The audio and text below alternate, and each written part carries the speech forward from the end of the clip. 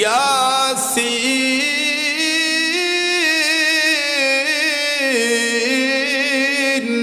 ওয়াল কুরআনিল হাকীম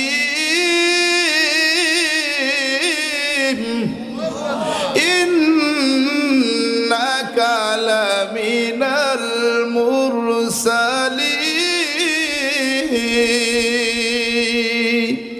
এইভাবে কুরআনুল কারীম সূরা ইয়াসিনের তেলাওয়াত শুরু কইরা দিছে।